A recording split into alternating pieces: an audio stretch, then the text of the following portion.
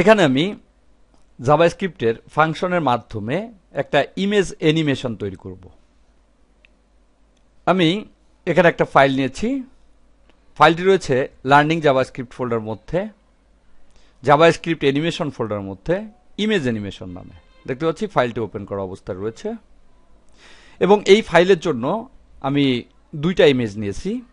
আমি ইমেজগুলো দেখে আসি। দেখতে পাচ্ছি যে ফাইলটা আমি ওপেন করেছি সেটা হচ্ছে এটা, ইমেজ অ্যানিমেশন, এবং এর পাশে রুট ফোল্ডারে ইমেজেস নামে একটা ফোল্ডার রয়েছে। এর মধ্যে প্রবেশ করি। দেখতে পাচ্ছি এখানে কম্পিউটার নামে দুইটা ইমেজ রয়েছে।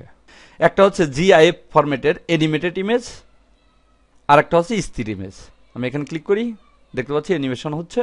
এখানে ক্লিক করলে দেখতে পাচ্ছি এটা স্থির অবস্থায় রয়েছে। প্রথমে এই ইমেজটা শো করবে স্থির অবস্থায়। যখন আমি মাউস পয়েন্টারটা এর উপর নিব তখন এই ইমেজটা শো করবে, অর্থাৎ মুভিং হতে থাকবে। আবার যখন আমি মাউসটা সরিয়ে নিয়ে আসবো তখন এটা শো করবে। এভাবে আমি অ্যানিমেশন তৈরি করব। আমি এর প্রিভিউটা প্রথমে দেখে আসি। ফাইল মেনু থেকে প্রিভিউ ইন ব্রাউজার। দেখতে পাচ্ছি আমি এখানে একটা টেবিল নিয়েছি, দুইটা রো রয়েছে টেবিলে। প্রথমে উপরে লিখেছি কোম্পানি, এখানে লিখেছি প্রোডাক্ট নেম, স্যামসাং মনিটর, এটা কোন কোম্পানির মনিটর, এবং এখানে দিয়েছি ইমেজটা। এটা এইচটিএমএল ট্যাগের মাধ্যমে সাধারণভাবে নিয়ে এসেছি। এখানে দেখতে পাচ্ছি এইচটিএমএল ট্যাগের মাধ্যমে এই কাজগুলো আমি করেছি। টেবিল তৈরি করেছি, টেবিলের রোর মধ্যে টেবিল হেডার এবং তার মধ্যে ডাটা রেখেছি, এবং কম্পিউটার নামে যে ইমেজটা রয়েছে পিএনজি ফরম্যাটে সেটাকে নিয়ে এসেছি। এটা এইচটিএমএল ট্যাগের মাধ্যমে করা হয়েছে। আমি পূর্বে বলেছিলাম জাভাস্ক্রিপ্ট শেখার ক্ষেত্রে অবশ্যই এইচটিএমএলটাকে ভালো করে জানতে হবে। এইচটিএমএলটাকে ভালো করে জানার জন্য আমাদের এইচটিএমএল এবং সিএসএস নামে একটা প্রজেক্ট রয়েছে, যেখানে রয়েছে 3টা ডিভিডি। সেখানে এই ট্যাগগুলো নিয়ে এবং সিএসএস এর বিভিন্ন প্রপার্টিজ নিয়ে বিস্তারিতভাবে আলোচনা করা হয়েছে। আপনারা আমাদের প্রজেক্টটি সংগ্রহ করতে পারেন। প্রথমে এখানে একটা ফাংশন তৈরি করব। লিখি ফাংশন কিওয়ার্ডটা, স্পেস, নাম দেই over, first bracket start, first bracket int, enter, second bracket শুরু, এন্টার, ডকুমেন্ট ডট, কোনো আইডির মাধ্যমে কোনো কিছু করার জন্য গেট এলিমেন্ট বাই আইডি এটা নিতে হয়। আমি এখানে লিখি গেট এলিমেন্ট বাই আইডি, ঠিক যেভাবে এর বানানটা রয়েছে সেভাবে লিখতে হবে। First bracket start, first bracket int, এর মধ্যে ডাবল কোটেশনের মধ্যে যে আইডির মাধ্যমে কাজটা করাবো সেই আইডির নাম লিখতে হয়। তো আমি এখানে যে ইমেজটি নিয়েছি এর উপর একটা আইডি সেট করব, কারণ আমি যখন ইমেজের উপরে মাউস পয়েন্টারটা নেব তখন কাজ করবে, তাই এর উপর একটা আইডি দিতে হবে। আমি প্রথমে ফাংশনের মধ্যে আইডিটা দিয়ে আসি, তারপর ইমেজের পরে সেই আইডিটা বসিয়ে দেব। এখানে লিখি কম্প, আমি কম্প নামে একটা আইডি নিলাম। বাইরে এসে ব্র্যাকেটের বাইরে ডট এসআরসি এর মাধ্যমে ইমেজটাকে নিয়ে আসতে হয়। এসআরসির পরে ইকুয়াল, ইমেজের নামটা এবং তার পাথটা লিখে দিতে হবে। ইমেজটি রয়েছে ইমেজেস ফোল্ডারের মধ্যে, ফরওয়ার্ড স্ল্যাশ, নাম হচ্ছে কম্পিউটার। কম্পিউটার নামে দুইটা ইমেজ রয়েছে, একটা হচ্ছে অ্যানিমেটেড ইমেজ যেটা রয়েছে জিআইএফ ফরম্যাটে। যেহেতু আমি মাউস ওভার অর্থাৎ মাউস পয়েন্টারটা যখন আমি ইমেজটির উপরে নিব তখন অ্যানিমেশন শুরু হবে, তাই অ্যানিমেটেড পিকচারটা এখানে আনতে হবে জিআইএফ। এবার ইমেজটিতে আইডিটা সেট করে দেব, এই জন্য এখানে লিখি আইডি ইকুয়াল, ডাবল কোটেশনের মধ্যে যে আইডিটা আমি এখানে নিয়েছিলাম সেই আইডিটার নাম লিখে দেই। এখানে দেখতে পাচ্ছি সিটা বড় হাতের, এখানেও সিটা অবশ্যই বড় হাতের হতে হবে।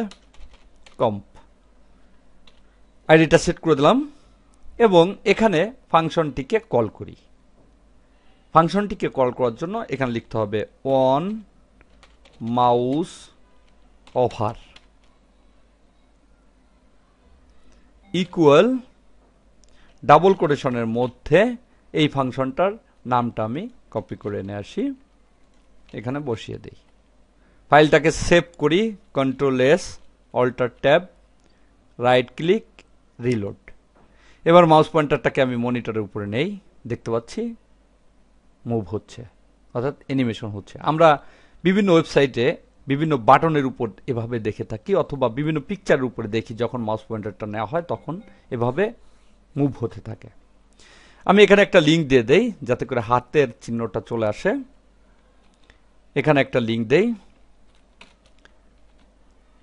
লেস দেন href, এর মাধ্যমে মূলত লিঙ্ক দিতে হয়। এটা একটা HTML ট্যাগ। ডাবল কোটেশনের মধ্যে লিখি http://www.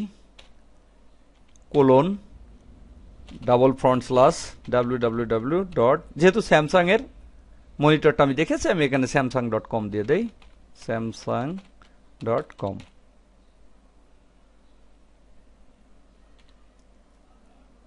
এই স্টেপটাকে শেষ করে দেই।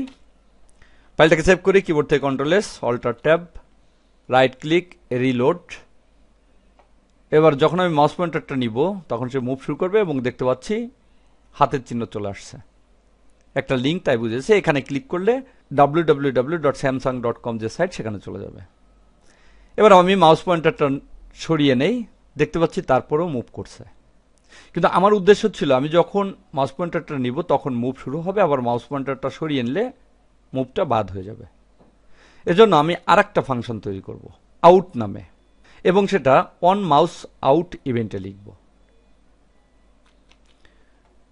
এখানে আমি আরেকটা ফাংশন নেই, ফাংশন নাম দেই out, first bracket start, first bracket int, second bracket start, document dot get element by ID, first bracket. এখানে একই আইডি দেব, যেহেতু একই ইমেজের পর কাজটা ঘটবে তাই এখানে ডাবল কোটেশনের মধ্যে কম্প ডট src ইকুয়াল, এখানে ডাবল কোটেশন, এখানে ইমেজেস ফোল্ডার মধ্যে রয়েছে তাই ইমেজেস কম্পিউটার ডট png, ফাইলটার নাম লিখে দিলাম, এন্টার, সেকেন্ড ব্র্যাকেট শেষ। এবং এই ফাংশনটাকে আবার নিচে কল করতে হবে। প্রথমে আমি কল করেছি অন মাউস ওভার, এবার আবার কল করতে হবে on mouse out equal, double কোটেশনের মধ্যে এখানে ফাংশনটাকে কল করি, অর্থাৎ এই নামটা নিয়ে আসি, আউট নামে যে ফাংশনটা তৈরি করা হয়েছে এখানে দিয়ে দেই।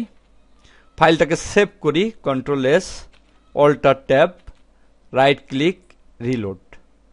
প্রথমে যখন আমি মাউস পয়েন্টারটা মনিটরের উপর নিব তখন সে মুভ হতে থাকবে, দেখতে পাচ্ছি মুভ হচ্ছে। আবার যখন আমি সরিয়ে নিব মুভটা বন্ধ হয়ে যাবে, দেখতে পাচ্ছি মুভটা বন্ধ হয়ে যাচ্ছে।